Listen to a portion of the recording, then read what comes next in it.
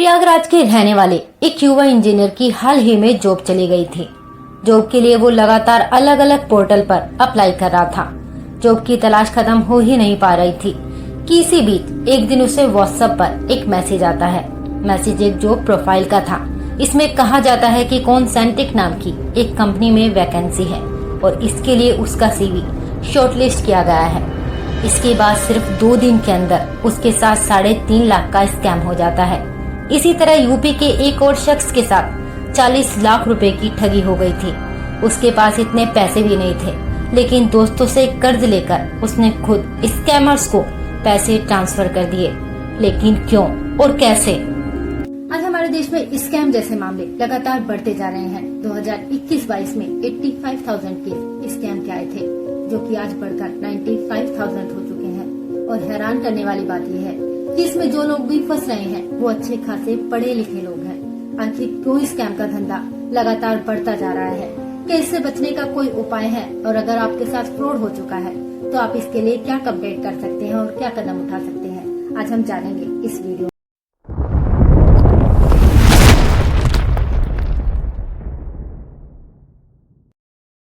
जिन लोगों के साथ इस तरह का फ्रॉड हुआ है, ये बात उन लोगों ने खुद बताई है कि ये लोग अपने नाम से नहीं बल्कि किसी कंपनी के नाम से किसी भी बैंक में अपना अकाउंट खोलते हैं।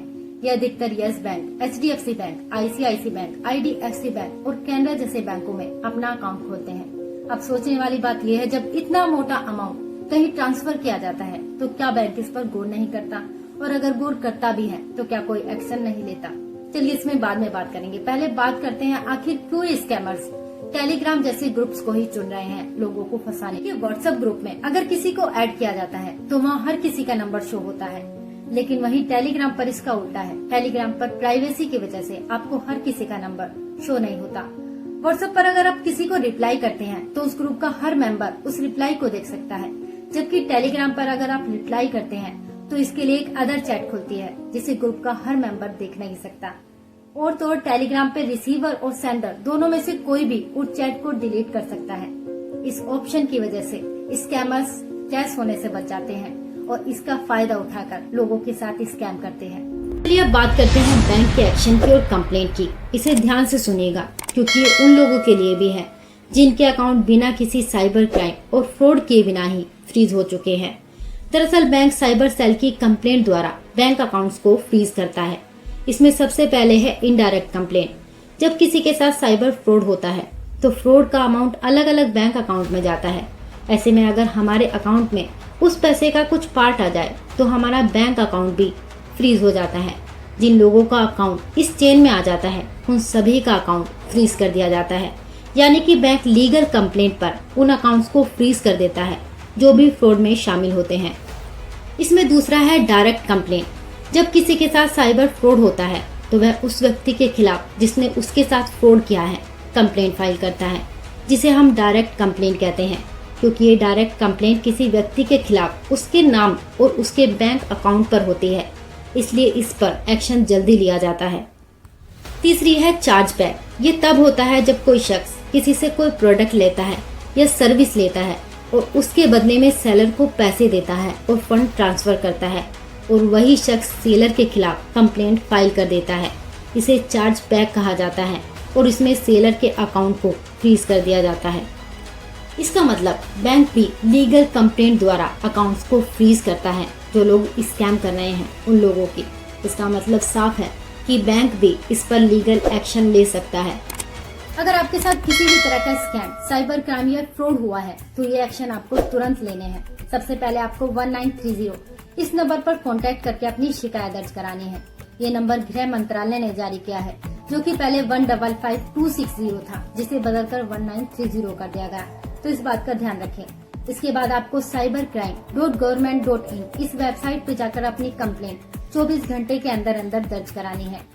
एक एप्लीकेशन आपको अपने बैंक में सबमिट करनी है, जिससे कि बैंक भी इस पर लीगल एक्शन लेकर उन अकाउंट्स को फ्रीज कर सके जो कि स्कैम कर रहे हैं। और आपको एक कंप्लेंट पुलिस में जरूर दर्ज करानी चाहिए, जिससे कि पुलिस भी इस पर एक्शन ले सके। सोच रहे होंगे क्या साइबर क्राइम से खुद को बचाया जा सकता है? बिल्कुल। अगर आप कुछ बातों को अपने जहन में रखें तो आप कई हद तक इस तरह के फ्रॉड से खुद को बचा सकते हैं। किसी भी तरह के SMS और ईमेल पर आने वाले किसी भी तरह के अनजान लिंक पर क्लिक ना करें। किसी भी व्यक्ति के साथ अपने बैंक अकाउंट से जुड़ी किसी भी तरह की जानकारी को शेयर ना करें। किसी भी तरह के संदिग्ध फोन, मैसेज या मेल का जवाब ना दें और उन्हें तुरंत ब्लॉक करें। ठग आपको करोड़ों रुपए की लॉटरी जीतने के साथ साथ निवेश करने पर मोटे मुनाफे का लालच देकर आपसे पैसे मांग सकते हैं या फिर वर्क फ्रॉम होम जैसे झांसों में फंसाकर आपके बैंक अकाउंट का सफाया कर सकते हैं। इसलिए किसी भी अनजान व्यक्ति के चक्कर में फंसकर लालच में आकर अपने पैसे किसी को भी ट्रांसफर ना करें। एक बात हमेशा याद रखें, मेहनत के बिना कभी भी पैसा नहीं कमाया जा सकता, पर हाँ गंवाया जा सकता है। इसलिए लालच से हमेशा बचें और पुलिस को इस तरह के स्कैम को गंभीरता से लेने की जरूरत है, क्योंकि ये कोई आम स्कैम नहीं है। ये स्कैम इस तरह से डिजाइन किए जा रहे हैं कि कोई भी इनके झांसे में आ जाता है। टेलीग्राम ग्रुप भले ही ट्रेस ना किया जा सके, लेकिन बैंक अकाउंट्स को फ्रीज किया जा सकता है। जिन बैंक अकाउंट्स पर लोगों के केस दर्ज हैं, उन्हें ट्रेस करके क्रिमिनल्स को पकड़ना बेहद जरूरी है। इसी साल जनवरी में वर्क फ्रॉम होम स्कैमर्स को अरेस्ट किया गया था। 3 लोगों को कस्टडी में लिया गया और जांच से पता चला कि इस स्कैम में पेटीएम के एक पूर्व डिप्टी मैनेजर भी शामिल थे। एक बात तो जाहिर तौर पर साफ है कि इसमें पढ़े लिखे लोग इन्वॉल्व हैं, जिन्हें कोडिंग, डिकोडिंग सब आता है। इसलिए इनसे बचना बेहद जरूरी है। इस वीडियो में हमने जितनी भी जानकारी आपको दी है, हमें आशा है कि वो आपके जरूर काम आएगी। इस वीडियो को ज्यादा से ज्यादा शेयर करें, जिससे कि ये जानकारी और लोगों तक भी पहुंच सके।